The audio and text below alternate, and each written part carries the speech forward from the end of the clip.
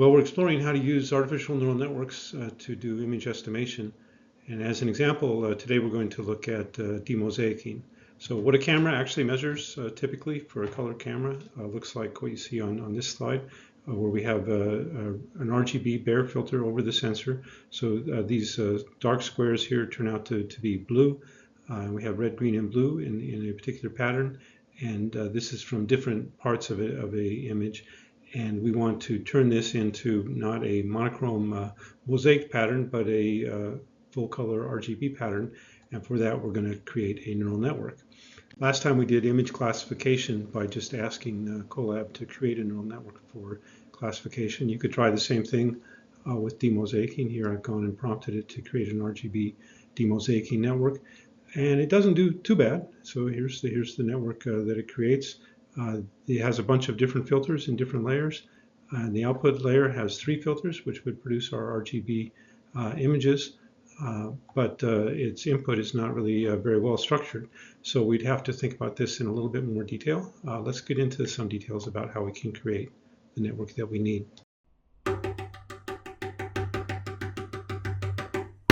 Computational imaging.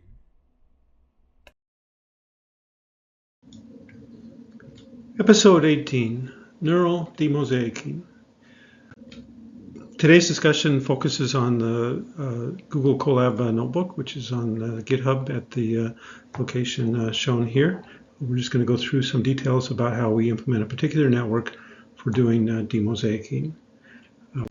So let's return again to the color image that we looked at in the last episode. This picture was taken with a Samsung S20 Galaxy phone, which allowed you to save raw data, and the raw data looks like this. Unfortunately, it's not possible to capture this kind of data any longer with Samsung because they've moved to a larger sensor format that doesn't allow storing of the RGB data. But back then, and hopefully for some images that you can capture with other cameras, you can capture the RGB raw pixel data. Here, this flower here is showing this region of the image, which is kind of yellowish. This is part of the D over here in a blue region, and this is kind of a light blue off of this SodaStream machine here. If we zoom in on the SodaStream, you can see this kind of edge of the S and then the RGB data. The green values are along the diagonals here, where you see the constant, kind of 4-leaf clover. That's green, and then we have blue and red values. So we'd have green. This would be a blue. This would be a red. This would be a green. And so that's laid out in a regular grid. And the challenge that we have is to turn this into a full resolution RGB image, which is called demosaicking. Now, it would be difficult for us to implement a convolutional network directly on this raw data because the pixels are not equivalent. That we can't implement the same convolutional filters on the red, green, and blue pixel values, and we have an oversampling of the green pixel values in any case. So we'd like to format it in a structure that makes it more natural to work on with a convolutional filter. To look at the kind of structure that we might want to use, let's look at this RGB image. So now we have an image that's already in RGB format, and we can simulate the forward model. We can simulate what the Bayer filter does for this, but rather than making it into an interlaced Bayer pattern, we can separate the color planes. Now we have 2 green color planes. So these two are green images, which you could tell by kind of looking. Here's a green part of this motorcycle, and you see that that's bright in these 2 images. So something that has a lot of that color value would be brighter. Here we have blue in the background. You see that's bright down here. So this is the blue image, green, green, and here like this fender being red, that turns up as a bright part of the grayscale red image. So this image up here is red. Now we can take these 4 color planes and stack them as the input to a neural network. So we're going to have a n by n 4-layer network component going into a neural network. And then at the output, of course, we would like to recover the 2n by 2n full resolution image from the original sensor. Strangely, of course, if you have a megapixel sensor that's RGB, people like to get a megapixel image, even though that would have actually 3 megapixels in the 3 color planes. But so you have to interpolate and upsample somehow to recover the RGB image. Image processing quite often uses this UNet structure, where you start with a filter bank that operates on the inputs that could be operates on a large-scale image of the inputs with a relatively small number of filters, and then you increase the number of filters as you go in, but decrease the size of the image. So you're now representing the image as a long, thin set of filters rather than as a full pixel map. And so down here we have this kind of feature map. This is an encoder. We've encoded the image into a feature space, and then we have a decoder on the opposite side of the image. So for this particular example, we use this network, which is just an example network that I developed sort of by playing around with hyperparameter tuning. The network takes the 4x4 input. Now this none on the input shape, that allows us to, the input will take whatever dimension the actual image is on the input side. And then 4 is our number of color layers, and then we're going to implement 16 filters on that, and the initial filters are 2x2. They go on a 2 stride length, which means that we skip every pair as we implement the convolutional filters, and then we do max pooling, so this will downsample the image and compress it into a smaller but deeper feature map. In this case, the number of features is kept relatively constant through the network, but because of these skip connections and the strides in the convolution, the size of the cross-section of the image is getting smaller. But then we do this transpose convolution on the opposite side, which takes pixels and upsamples them to higher resolution. So it's difficult because of this nuns on the input for us to monitor what the scale is in this image, but we can analyze what the size of the inputs are and outputs at each layer by just querying the network with a test image of a certain size. So here we're queried with an image that's 128 by 128 by 4 at the input. It goes down to 64 by 64 by 16, 32 by 32 by 16, all the way down by 8 by 8 by 16, and then the transpose connections start to bring it back up.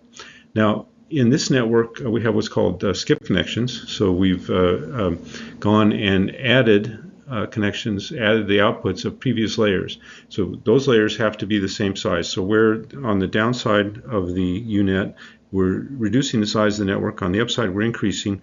We add skip connections to take residual values from previous previous outputs. That helps stabilize training and keeps the kind of structure of the image in UNet structures. So those skip connections are shown here in this network structure. We have the input layer. We add the input layer right before the output. And at each one of these, for each one of these connections, the dimension of the feature map has to be the same as it was in the previous layers to allow these additions. And then finally, at the output, we get our n by n by 3 input or output RGB image. So again, this is the particular structure that we've chosen for this deconvolutional network. And now that we've got our network structure and we choose a particular optimizer, this is a algorithm for implementing the gradient descent. We choose a loss function. In this case, this is an image-to-image network. So we have the RGB filtered data as the input, and we're going to try to produce a full resolution RGB image as the output. And we'll take the loss on the output. In this case, we'll assume we know what the output would be in training. So what the loss would be the mean square error between the estimated image and the ground truth image that we're training on. Now, of course, to do that, we need training data. Now, we can generate training data given ground truth RGB images that are not Bayer sampled. So let's assume that we have such images and now we need to sample them. This is a common situation in imaging systems. We have a really good model for the forward model. So given an object, we can always run it through the forward model to get simulated measurements, and that gives us training pairs for the network. Now in this case, we generate the world's simplest neural network to do the Bayer sampling. We can actually think of the Bayer sampling as a 4-channel filter that operates on an RGB image. Here are the 4 channels to give us the output Bayer sampled data. So, or we could similarly just implement a Bayer sampling system by choosing the right pixels. We're going to choose this CFA sample network to generate the Bayer sampling data given an RGB image. Now we need a data set of good RGB images, the ground truth images. Here's a popular data set. It's called the Kodak 24 data set. It happens that these images were recorded on film in the pre-digital age, so they were never sampled with the Bayer filter, and then they were digitally digitized and put out on a Kodak CD. Now, these are only 24 images, not nearly enough data for us to train a neural network, but we can break these images into blocks, and we could do all kinds of transformations on the image to augment the data to create training data. So in this case, we break into 24 by 24 blocks that allows us to generate 480 training images, and we save 4 images for test images. So then in the Jupyter Notebook, there's a block that goes through and generates the training data in the correct form to go into the network. So we get a training data set ready to train on a neural network.